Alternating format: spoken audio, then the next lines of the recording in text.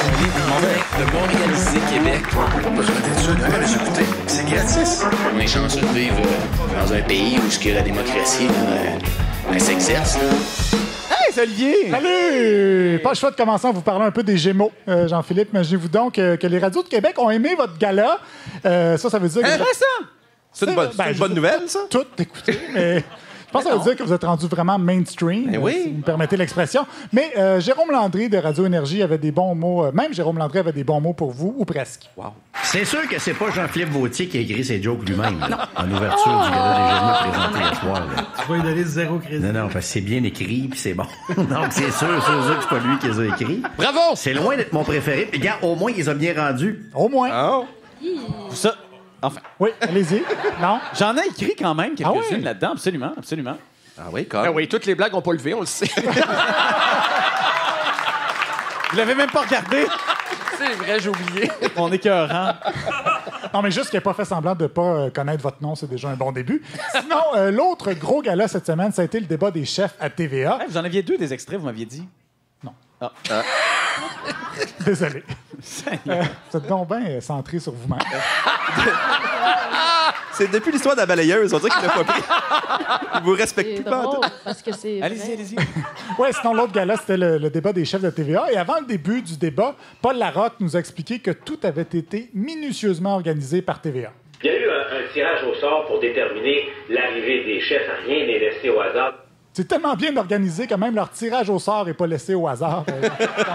Quand même fort. Ce débat qui a donné lieu à un gros débat à savoir, est-ce que François Legault a dit « ta gueule » à Jean-François Lisée? La séquence a fait le tour des médias hier. On pourrait écouter l'extrait. Parlez pas, OK? Bon. Pardon? Qu'est-ce que c'était ça? Moi, personnellement, j'entends Laurel et la robe était noire et bleue, pas blanche. Mais refaites-le jouer, On c'est peut bien. peut-être Faites-le jouer, réécouter. ouais. J'ai cru reconnaître le tif. Je pense qu'il fait de l'aérophagie. C'est vrai qu'il imite Brian Mulroney. On peut peut-être l'écouter une dernière fois. Ah, Est-ce que OK. François Legault a dit « ta gueule ». Ta gueule, vis ta vie bien. Il a dit effectivement ta gueule. Ça, pour notre invité français, c'est un grand hit du rap. Ouais, c'est qui ça déjà? Casey Alemano. Casey Alemano. Casey Ben oui, qu'est-ce que tu vas faire, le chest ouvert, ta famille va s'ennuyer. Je m'excuse. C'est quelle année, ça? 90, 11, 12. 15. Ah non. Plus tard que ça? Ben, 95. Pauvre Olivier, hein? Il me semble que je travaillais au Art dans ce temps-là. OK. dans Ah, c'était vous, ça? Oui, j'entendais tout le temps ça dans les allées des jouets. Je vous replace, là. N'empêche, je pense que cette chanson-là nous a fait s'éloigner du rap pendant 15 ans. Oui. Ça a pris du temps avant. Qu'est-ce qui est arrivé, donc? On n'a pas le temps!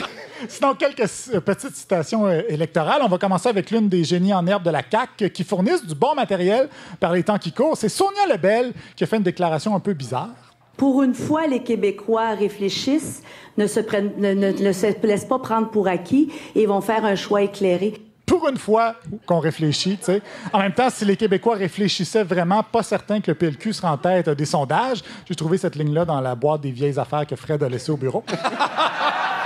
Un autre candidat un petit peu trop honnête, c'est le candidat du PQ à Québec, Normand Beauregard, qui a déclaré ceci au FM 93. Vous savez, effectivement, que si on laisse le choix aux gens, les gens vont prendre très souvent des mauvaises décisions pour eux-mêmes. C'est connu. Êtes-vous sérieux?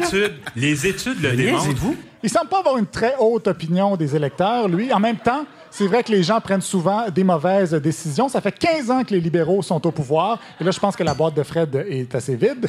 Sinon, on a très peu parlé de culture dans cette campagne-là. Et heureusement, il y a le député libéral Luc Blanchette qui a fait une petite vidéo sur Facebook pour expliquer son amour de l'Abitibi culturelle. Mais ce qui m'a retenu ici maintenant, c'est toutes les belles initiatives, les projets porteurs. Le Festival du cinéma international, j'étais là dès 1986 pour le défi de l'Empire américain.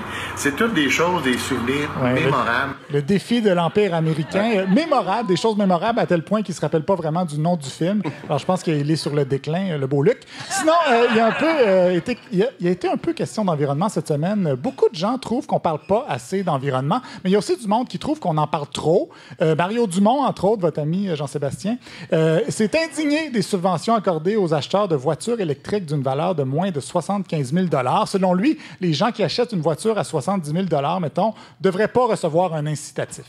Fait que je profite de l'émission, là, qui est de l'opportunité qui m'est offerte pour offrir là, à tous les acheteurs de ces véhicules mes plus sincères félicitations. Vous êtes des environnementalistes, vous êtes des verts. Je pense que c'est du genre de citoyens comme vous que notre planète veut avoir.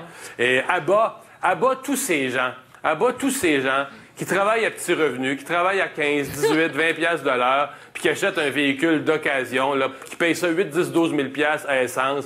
Abat ces gens qui sont dans la société des pollueurs. Bon, on les tue. C'était ironique. On les tue. C'est ironique. Ben oui. Oui, comme le dit le célèbre slogan écologiste, sauver la planète, planter un pauvre. Mais pour vrai, inciter les riches à moins polluer, ça veut pas dire abattre les pauvres. Je trouve qu'il y a un petit raccourci ici. Puis pour un gars qui trippe pas trop filet social, je trouve quand même assez inquiet de la situation des propriétaires de Ford Focus, notre Mario. Heureusement, il y a le candidat du Parti vert dans Matane, l'ancien goon de l'Océanique de Rimouski, Pierre-Luc Coulombe, qui, lui, va continuer de se battre pour l'environnement, même s'il n'est pas un super locuteur. Sincèrement, je suis peut-être pas le meilleur locuteur, comme vous pouvez vous en rendre compte, mais j'ai des connaissances qui sont pas présentement à l'Assemblée nationale, puis je vous promets que je vais prendre vos intérêts à cœur, puis je vais venir vous défendre coûte que coûte. S'il faut que j'aille me taper sur la romaine, je vais le faire. Se taper sur la romaine, hey. Roy Dupuis aurait dû y penser avant. Ben oui. On recommande quand même un bon scotch tape hydrofuge.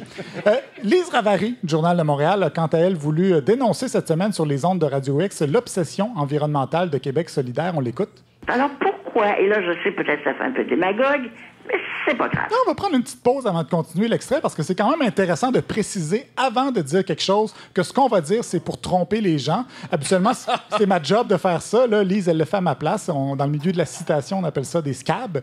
Mais on continue. Alors pourquoi, et là je sais peut-être ça fait un peu démagogue, mais c'est pas grave.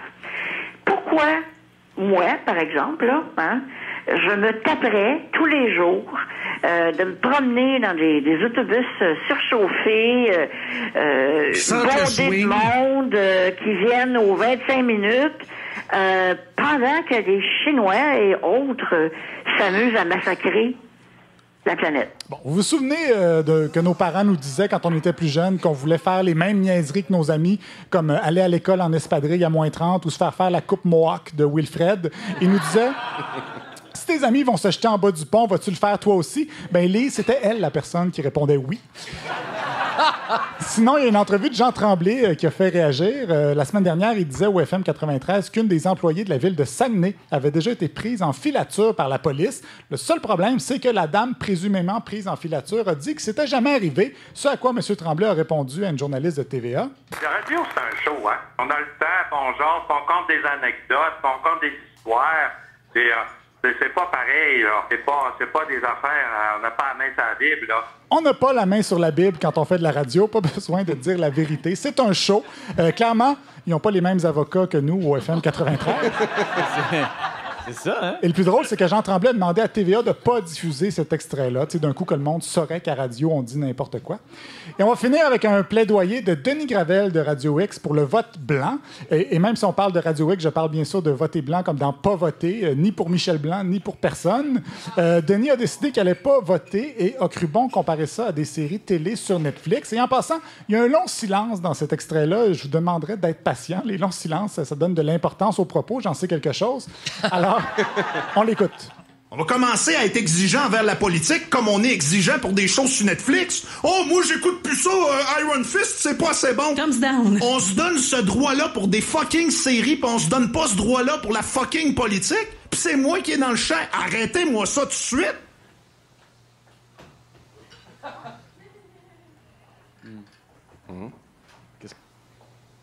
Il est 16h28. Donc, moi, c'était mon rêve, il est là. I have a dream. I have a dream. Il est 16h28. I have a dream. C'est très Paul Arcand, ça aussi. Hein? L'heure, c'est quelque chose. C'est une belle déquille. C'est une crosseuse, il est 22h22. Donc, il rêve d'avoir le droit de flusher la politique comme on flush une série télé. C'est la politique spectacle. Nous, on rêve d'avoir des politiciens intelligents, dévoués, soucieux du bien commun. Lui, il rêve à des politiciens bandants. Hey, c'est trop demandé être excité politiquement pour aller voter? Non, on va faire ton devoir de citoyen. Non! Excitez-moi, parlez-moi, faites-moi bander sur la politique. Sans ça, je reste chez nous. Mais... Bande pas, baisse pas. Bande pas, vote pas. C'est le même. Eh boy, notre gang qui voterait pas. Je pense qu'ils confondent isoloir pour voter et isoloir de bar de danseuse. Mais bande pas, vote pas. C'est un bon slogan. Je sais qu'on n'a pas un Français comme Albert Miller, là, mais il me semble qu'il y a moyen d'élever un peu le... Trop tôt. Ah, parfait.